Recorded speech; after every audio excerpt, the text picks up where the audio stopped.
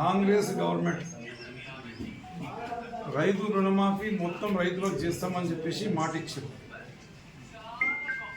రైతు డిక్లరేషన్లో అదే మాట చెప్పిండ్రు. తర్వాత మేనిఫెస్టోలో అదే మాట చెప్పిండ్రు. పబ్లిక్ మీటింగ్లలో కూడా అదే మాట చెప్పారు. మేము రైతులు ఎంతమంది ఉన్నారో అంతమంది రైతులకు 2 లక్షల రూపాయల లోపల ఉంటే రుణమాఫీ చేస్తామని మాట్లాడారు. తర్వాత ఇప్పుడు మేము రుణమాఫీ చేసామని జబ్బలు కొట్టుకుంటాం, చెక్కు ఎక్కువ అన్ని పెట్టేసి రుణమాఫీ చేస్తామని చెప్పేసి జబ్బలు కొట్టుకుంటారు. సంబరాలు అనుకుంటా ప్రభుత్వం ధనమంతా దుర్వినియోగం చేస్తున్నారు. పత్రికలలో ప్రకటనలు కోట్ల రూపాయల ప్రకటనలు ఇస్తున్నారు. మరి సంబరాలని అంత ఆగం పట్టిస్తుంది. వాస్తవానికి వాళ్ళు చెప్పిందేమో ఒకటి, ఇప్పుడు రైతులను మోసం చేసి రైతులకు అన్యాయం చేసి కండిషన్లు రకరకాల కండిషన్లు పెట్టారు. ఒకటి, రేషన్ కార్డు ఖచ్చితంగా ఉండాలి అని చెప్పేసి కండిషన్ పెట్టి, ఆ రేషన్ కార్డులో కుటుంబంలో 4 లోన్ తీసుకున్నా, వాళ్ళు విడిపోయి ఉన్నా, ఒక జగలో లేకున్నా, ఎందుకంటే రేషన్ కార్డు పుట్టినప్పుడు 10 సంవత్సరాల కింద రేషన్ కార్డు పుట్టింది, లేకపోతే ఏదో 20 సంవత్సరాల కింద రేషన్ కార్డు పుట్టింది. అప్పుడు అందరూ ఒక జాగాలో ఉన్నా, ఇప్పుడు వాళ్ళు విడిపోయారు. అందులో 4 అన్నదమ్ములు ఉంటే ఒకరికి ఇస్తే ఇంకా ముగ్గురికి లాస్ అవుతుంది. వాళ్ళు చెప్పిన లెక్క ప్రకారం అందరికీ ఇవ్వాలి. ఆ రకంగా ఎలిమినేట్ చేశారు కొంతమంది. ఆ రకంగా కొంతమందిని రుణమాఫీ ఇవ్వకుండా ఆపేశారు. తర్వాత ఇంకా ఇన్కమ్ ట్యాక్స్ రిటర్న్ సబ్మిట్ చేసిన వాళ్ళు రైతులు కారా, వాళ్ళు కూడా రైతులే కాబట్టి వాళ్ళకు కూడా రుణమాఫీ చేయాలి. ఇన్కమ్ ట్యాక్స్ రిటర్న్ సబ్మిట్ చేసినామని చెప్పేసి వాళ్ళకు రైతులు మన రుణమాఫీ చేయకుండా ఆపేశారు. వాళ్ళు రైతులకు రుణమాఫీ చేస్తామన్నారు కానీ ఇన్కమ్ ట్యాక్స్లో చేయము, లేకపోతే ప్రభుత్వ ఉద్యోగులు అయితే చేయమని అన్నారు. ప్రభుత్వ ఉద్యోగులకు కూడా రుణమాఫీ చేయలేదు. ఈ 2 రైతులకు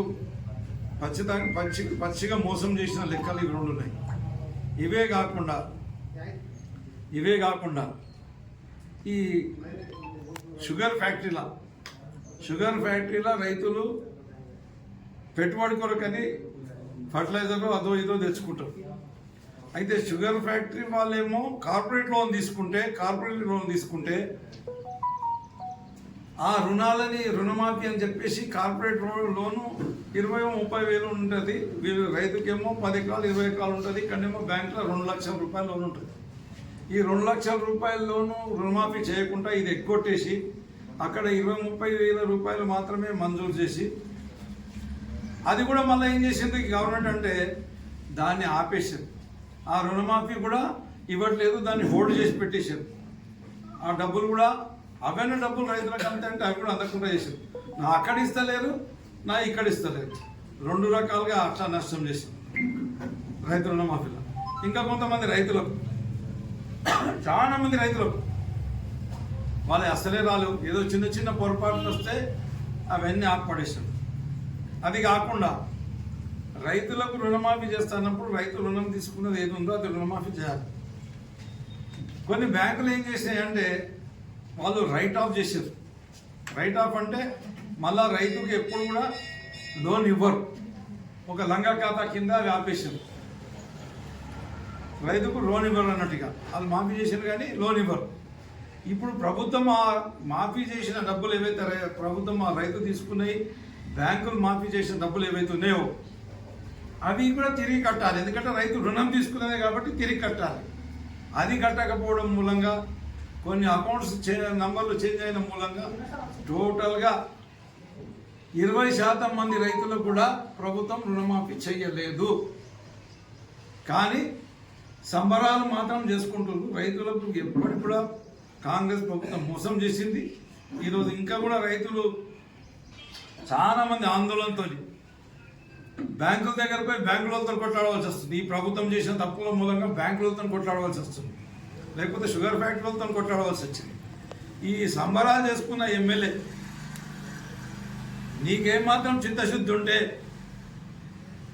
మానవత్వం ఉంటే ప్రభుత్వం దగ్గరకు పోయి కొట్లాడి ప్రజలకు ఈ రైతులకు రావాల్సిన రుణమాఫీ డబ్బులు అందరికీ ఇప్పించే ఏర్పాటు చేయాలి.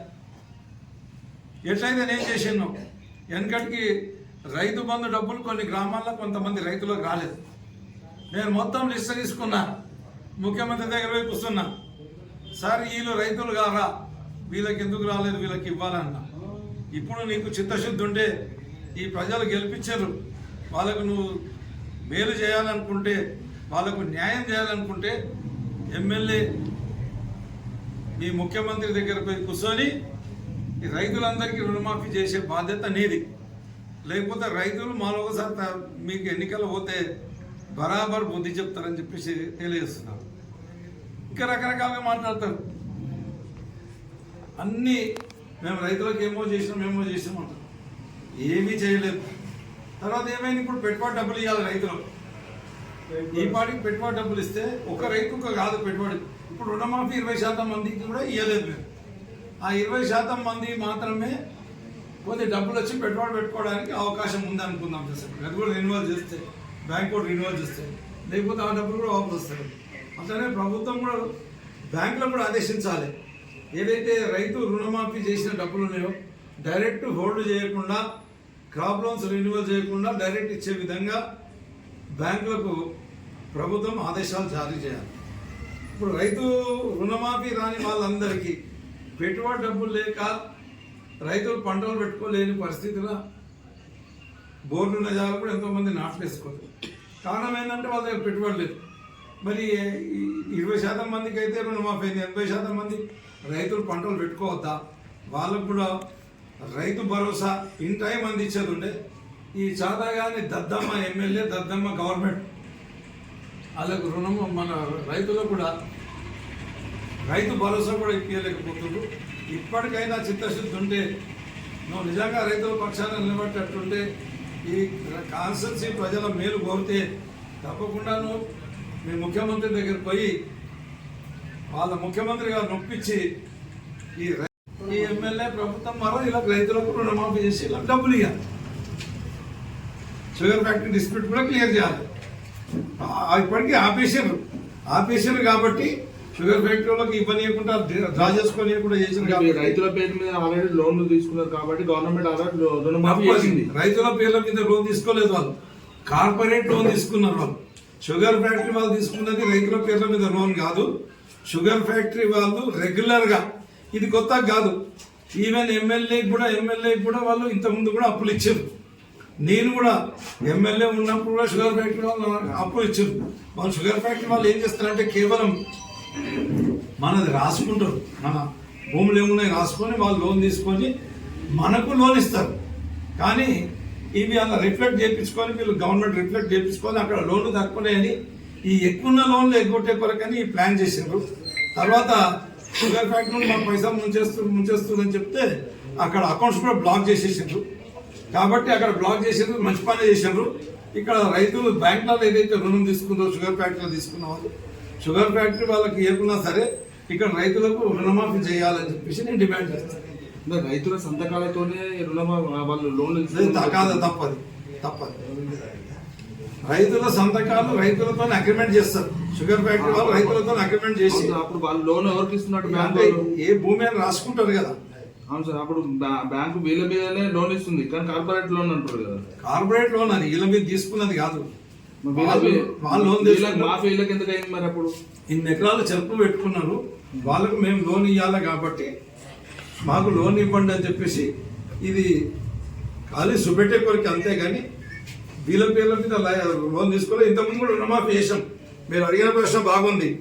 ఇంతకుముందు మేము 2 సార్లు రుణమాఫీ చేసినాం. 2009లో చేసినాము, 2014 తర్వాత చేసినాము, 2018 తర్వాత చేసినాం. మరి అప్పుడు ఈ సమస్య ఉత్పన్నం కాలేదు కదా.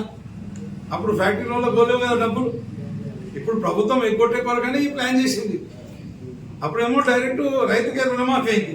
ఇప్పుడు ఎందుకు అక్కడ అయింది? అప్పుడు కూడా ఈ అగ్రిమెంట్లు ఉన్నాయి. ఈ రోజు కాదు, షుగర్ ఫ్యాక్టరీ స్టార్ట్ అయిన నుంచి ఇక్కడనే కాదు, ఎన్ఎస్ఎఫ్కి ఇచ్చినప్పుడు ఎన్ఎస్ఎఫ్లో కూడా అగ్రిమెంట్లు అవుతున్నాయి. ఎప్పటి నుంచి షుగర్ ఫ్యాక్టరీ ఉందో అప్పటి నుంచి అగ్రిమెంట్ అవుతుంది.